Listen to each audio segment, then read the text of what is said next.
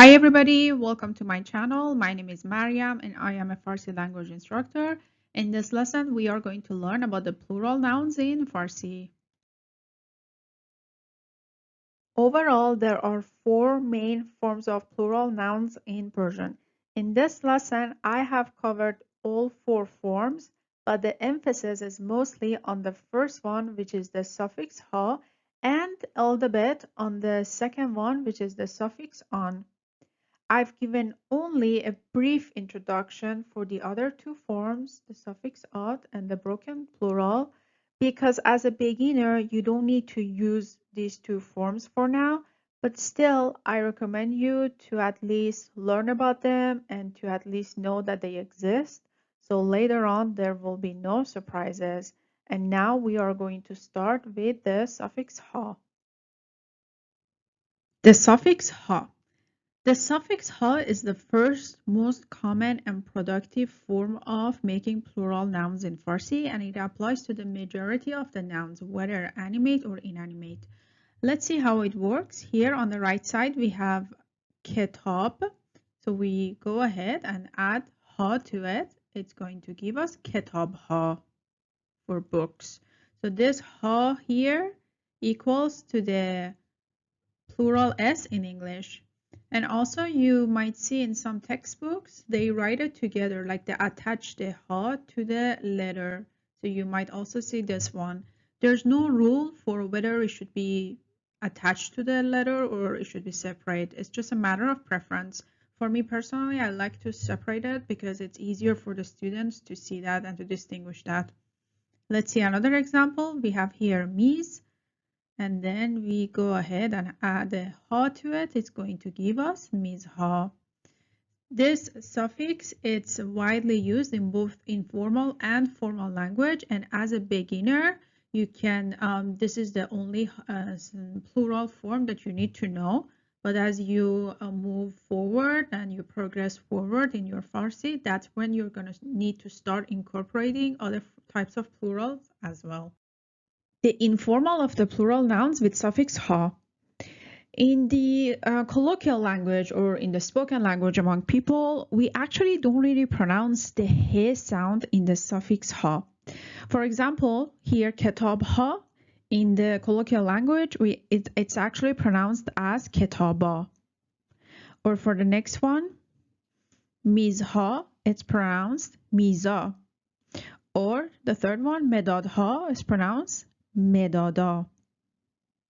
Unless on the left side, if the noun ends in a silent he, then we still keep the he in the suffix ha. So bache ha, either formal or informal, is the same bache ha. Or if it ends in a long vowel, so it's going to still be the same. We do not drop the ha, the he. So pa ha. Or if it ends in another long vowel, like long vowel u, so jaru ha. We do not drop the he part. Stays there, jaru ha. There's an important point that you need to know when it comes to plural nouns and the genitive case or the ezafe. I have already talked about this in the previous lesson, but I'm just going to explain it here again one more time. So we have here the phrase the good books, and books here is plural. So we are going to make the noun plural first, so kitab ha, and then we need to add a ye, so the implied short vowel or implied ezafe sits underneath the letter ye, and then we need khub, so kitab hay khub. A common mistake among students is that first they say kitab be khub and then they add the ha to the adjective. But that's wrong because in English you wouldn't also add the s to the adjective, right? The s belongs to the noun because this is just an adjective. You cannot make an adjective plural, right? So it's the same thing here too. Now let's take a look at three examples here. First, we want to say the small pencils. Small is kuchak, informal kuchik, and pencil, medad. So this phrase is going to read as medadهای کوچک. And we said the informal of مدادها is مدادا and کوچک کوچیک. So مدادای کوچیک. Next one, the happy students of a school. Happy is خوشحال, student شاگرد and school مدرسه. شاگردهای خوشحال یک مدرسه. And the informal of شاگردها is شاگردا and then the informal of یک is یه. So شاگردای خوشحال یه مدرسه. Next one, the beautiful young women. So beautiful is زیبا or قشنگ. Young is جوان. The informal is جوان. And women, like woman singular, is خانوم. So it's going to go as خانوم‌های جوان زیبا. Or the informal خانومای جوان زیبا. Now let's go over the second way to make plural nouns in Farsi, and it's by adding the suffix on to the noun. So now let's go over the suffix on. The suffix on is the second, and it's the second most common form of making plural nouns in Farsi, but please note here it's only used for animate nouns. For example, here we have mard, which is man, and then we go ahead and add the suffix onto it, and it's going to give us mardan for men. Or another example, we have zan for woman, and then we add the suffix onto it. It's going to give us zanan for women. Please note that it is only used for people, some animals, not all animals. For example, it is used for birds, and some nouns associated with nature. For example, it is applied to trees, but it does not apply to flowers. So it's very selective nouns. You just need to memorize it. This suffix is also called human plural because again, it is used for people. And it is mostly used in formal language. The suffix ha and the suffix on for animate nouns. So here on the right side, we have men for mardan by using suffix on, and on the left side, we have mardha by using the suffix ha. So what's the difference between these two? So on the right side, if you want to sound more proper or you want to sound more articulate, then you can use the suffix on. In general, the suffix on, it's used in more formal language. For example, when you're reading a textbook, you're reading the news, you're listening to the news, or like listening to a presentation, you know, just in more like formal settings, then the suffix on is used. But using the suffix ha is still as correct as using the suffix on. It's just used a little bit more in informal language. So as a beginner, you can start by using the suffix ha, but once you move into intermediate to advanced level, then you can start using the suffix on when it comes to animate nouns. Let's take a look at a few examples. The first one, it says the smart students of the class. Smart is bahush, student shagird, and class is kelas. So this phrase is going to read as شاگردان باهوش کلاس. Next one, the happy daughters of a family. Happy is خوشحال, daughter دختر, and family خانواده. دختران خوشحال یک خانواده. Next one, the close and kind friends of Mina. Close is نزدیک, kind is مهربان, friend is دوست, and Mina is just Mina. دوستان نزدیک و مهربان مینا. And now let's move on to the third way of making plural nouns in Farsi. The third form of plural nouns is by adding the suffix ot to the noun. This suffix applies only to certain words borrowed from Arabic language. Let's take a look at an example. Here we have ihsas. Ehsas means feeling. When we add at to it, the suffix at, it's going to give us ehsasat, which means feelings. But there's something you need to know with this form of plural, and is that sometimes the singular can have a different meaning than the plural. For example, here we have انتخاب, which means choice. So when we add the suffix at to it, it's going to give us انتخابات. But انتخابات doesn't mean choices, but rather it means elections.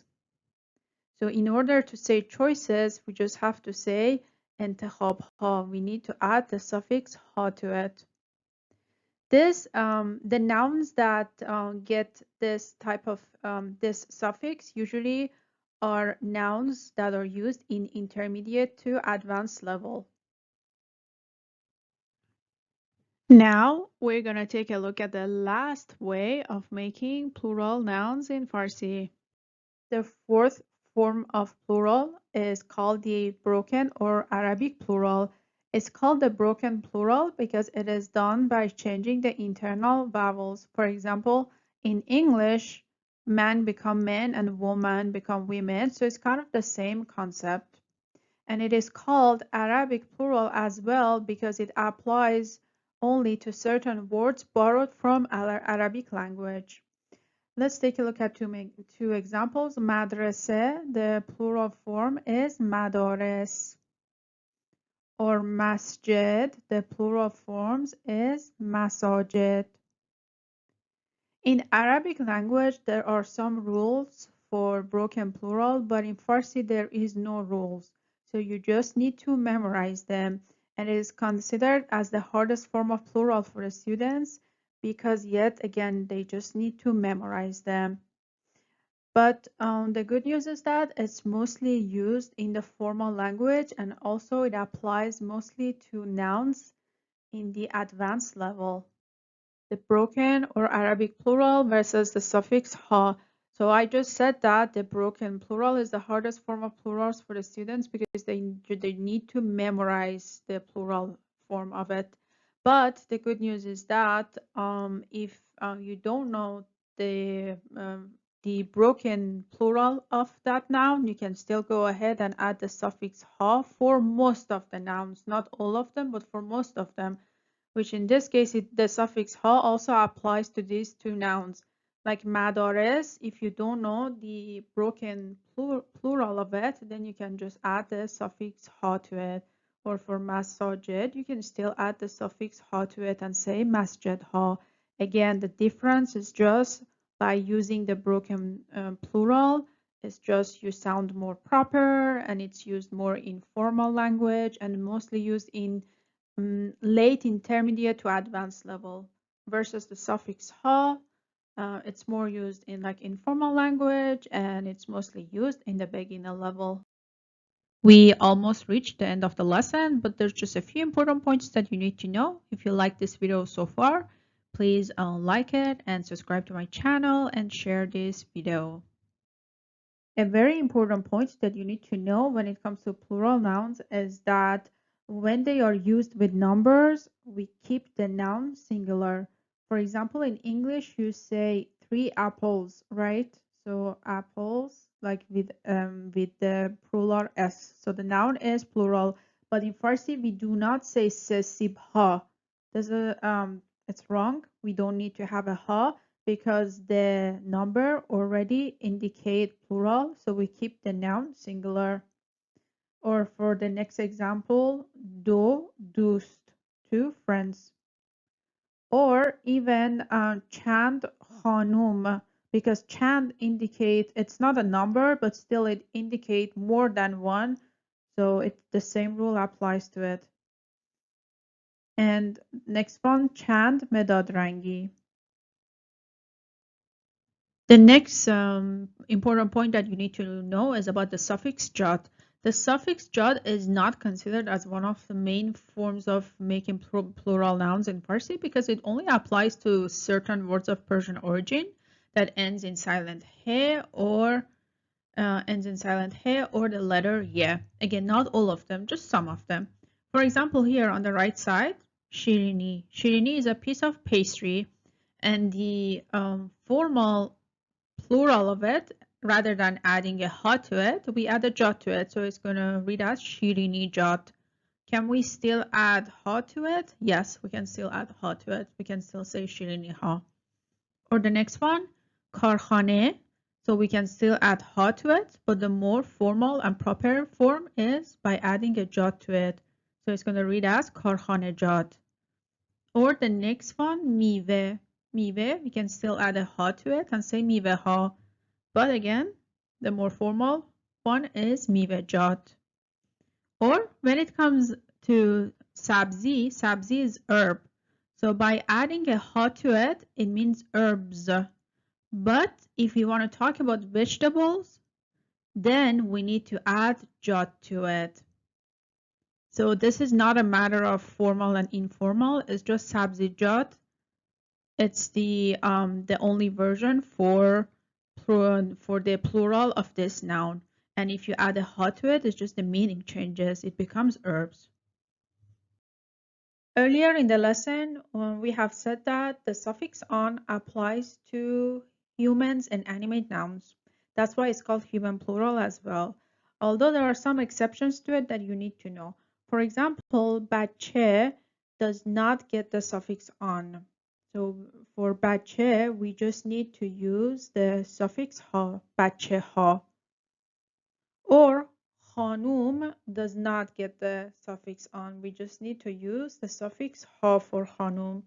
Although we said earlier that zan, which is another word for woman, does get the suffix on, but khanum does not. And also on the left side, we have deracht for trees. That also gets the suffix on. And we have giyah for plants, giyahan, plants, also can get the suffix on, but then golan, like flowers, does not get the suffix, and rather we need to attach a suffix ha to it. So there are some exceptions again that you need to memorize, and but just know that when in doubt, you just go ahead and use the suffix ha, because the suffix ha, as we have said earlier, it applies to majority of the nouns. Another important point that you need to know again is about consonants, and in this case using human plural. So when the noun ends in an aleph or a vav, which both of them are long vowels, we need to add a ye before the suffix on. For example, here we have danishju. Danishju means a college student. Before adding the suffix onto it, we need to add a ye before that. So it's going to give us danishjuyan, because here we have a long vowel and aleph is a long vowel. So to make the pronunciation easier, we add a ye in between. Or next one, we have agha, agha. So it ends in a long vowel, and this one is also a long vowel. So we definitely need to add a ye in between. So the pronunciation is aghayan. Or on the left side, it says when the noun ends in silent he, the letter ge replaces the silent he before adding the suffix on. For example, parande. Parande. So this is here is the suffix on, and the letter ge replaces the he silent he here. So we drop this one. It's going to give us parandegan. Or another example, hamsaye. Again, this letter ge replaces the silent he in hamsaye, so it's going to give us hamsayegan. We reached the end of this lesson. If you found this lesson helpful, please remember to hit like, to subscribe to my channel, and to share this video. Remember, every Friday I'll be publishing a new video. See you in another lesson.